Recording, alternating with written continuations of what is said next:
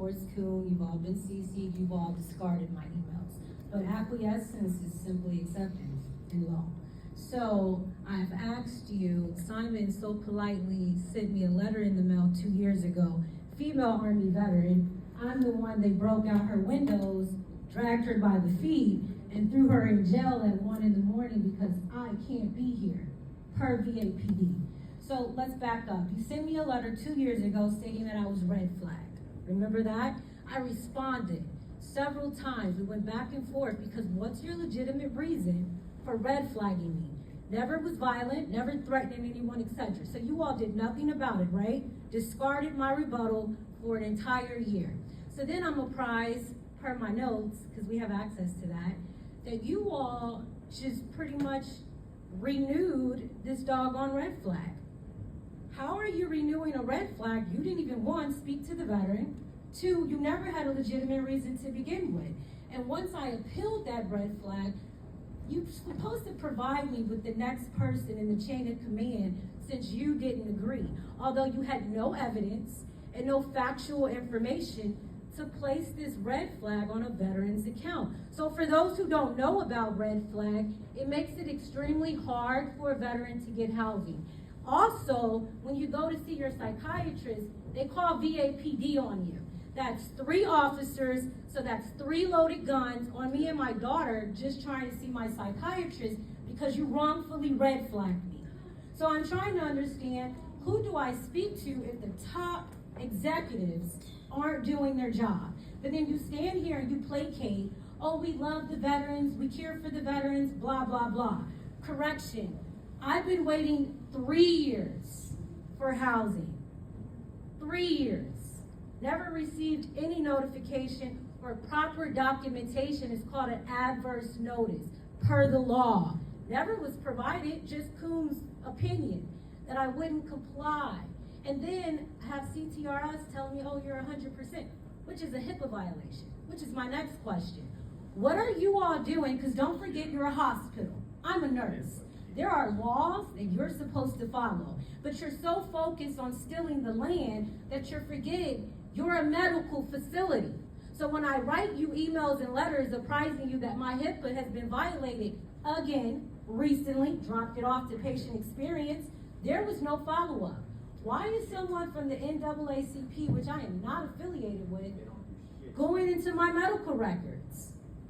That's a HIPAA violation. It's on a recorded phone call, and then it was documented with your patient experience office over 2 weeks ago. You've yet to contact me. When I was physically assaulted last year, you ignored it. Merchant, Robert, you, Kuhn, Simon, all 3 of you have over 100 emails from this female Army veteran with my dependent. So do not placate that we help families, we care about veterans, and then you all just give us the runaround. You left me in CTRS for 2 years waiting on Westwood. 2 years. You just waited for my daughter to no longer qualify for the program. So who is next in the chain of command? Because you're obviously not the guy. And this is the female veteran who've emailed you over 100 times. Not once have you responded. So what accountability are you standing up here today claiming to possess? So just to recap, my red flag, it needs to be addressed and handled. I am not an incompetent veteran. When you want to red flag me, you better have a legitimate reason. You had none. I gave you hell of evidence on why you have no legitimate reason to red flag me. As a result of your wrongful red flag, I can't get my psychiatry service. I can't get my regular PCP, nothing. Because the screen flashes when Miles come into any of the offices. So addressing my red flag that I've been emailing you about since you wrongfully placed it, addressing my HIPAA violations. You violated me first with CTRS and Westwood. That's an email documentation. You can deny it all day, Kuhn, but it's an email documentation. So every reason you said I was denied for, no one else is saying that but you. You see how it's not correlating? So those 2 things need to be addressed, and then I have one more. Oh, that's right. You broke out my windows and impounded my car, and no one reimbursed me. Not even an apology. And then you reprimanded the wrong officer. Garcia, yeah, he's a pig. But he actually said, let's just give her a ticket, because I have all 14 of the body cams. Moving forward, the officer who should have been reprimanded is still harassing me. And no one's doing anything about it. Peters. So if Miles parked here, Miles get a $73 ticket. But if anyone else parks here, there's nothing on their windshield. And I make a video every time, because that seems like discrimination. Against the veteran you've already traumatized not even a year ago. So you're telling everyone that you take care of the veterans. When are you gonna respond to one of my emails for the last 2 years? When are you actually gonna do something? I've been on rapid rehousing for a year, a federally funded program. How on God's green earth are we still sleeping in the car? Federally funded, everything's paid for. It's not even that vash excuse. There's no reason. So where is the advocacy when that veteran shows up for the housing? Where was US Vets, who's putting in my notations that I'm refusing housing? You mean Skid Row, where children are allowed, not Inglewood, where children are allowed. So how are you notating in my account that the veteran is denying housing, and I only know this because of the NAACP, that one of your employees allowed to access my medical records? That's a HIPAA violation. So when are we gonna do something about the female veteran? Because she's still very much here with her dependent. Park Coon, who told me to go get her so that we can be housed.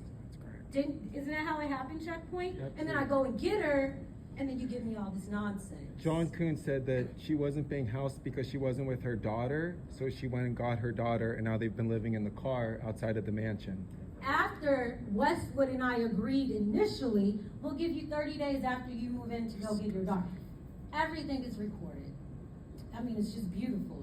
Because remember, acquiescence is acceptance. So you can ignore me, but the documentation is still there. So just so it's clear, Jessica Miles has asked them 1,000,000 times, when are you gonna do something for the female veteran? And Braverman should have left all this with you. So it shouldn't be, oh, this is new. You should have been well kept up.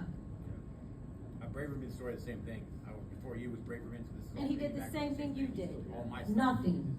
No accountability. Simon's more worried about people he don't even know smoking than addressing the wrong red flag. And the VA promotes Braverman to a higher position. To watch over all you guys. So That's what's just crazy. to know, HIPAA violations are still continuing. It's crazy that you guys can actually speak like Still sleeping in the car. You never reimbursed me for the trauma, October 9th, 1:41 in the morning. And we're still not housed, Merchant. You all see me every day. You know this. So, just so it's out there, Miles wants to know what's the updates. And CPS separated her and her daughter for Right, months. and the two months of separation from my daughter because She was I on guess foster. female veterans can't be here, which you all have made that very clear, that male veterans are the priority. Right now, recorded call, because you all are always recorded, Westwood apprised me that we have openings, but it's only for a male veteran family. How are you all trying to segregate the veterans? Because that's what, so you're saying you have a unit available, but you're gonna keep it empty, even though there's a female veteran family, you're just gonna ignore that and wait for a male veteran family. That's your VA in West LA. That's your VA. That's all I got. They don't care. I'm sorry, you have to say no problem. He'll say I something. doubt it. They're gonna gaslight. He has no accountability for the last year. No, I'm not here to ask I hope John anybody. Kuhn gets the mic. John Kuhn should get If the I was, I mic. would have said at John 7 Kuhn. o'clock we're done. So John Kuhn you should have my get commitment, we'll look at the red flag, I'll get the HIPAA violation reported to our privacy officer. Violations. Fair enough. And Salvation Army, she should be there tonight. She shouldn't be in the car. There's an opening, she's saying. So Robert, can we Salvation. get her a house somewhere tonight right now? You just said you'll get an Uber and house a veteran immediately. Can you house her and her daughter? How about that commitment to housing a family? We just watched a video saying an Uber will come and get a veteran and bring him to safety. Can we get her to safety tonight before your pigs harass her again? Sally, Deborah? Sally doesn't respond to anything. About nothing. Are you kidding me? She's Sally tired. Hammond That's all she hasn't cares about. responded to her once. Sally Hammond hasn't responded once. Sir, you've been very patient, thank you. I have trouble speaking sometimes because I have aphasia.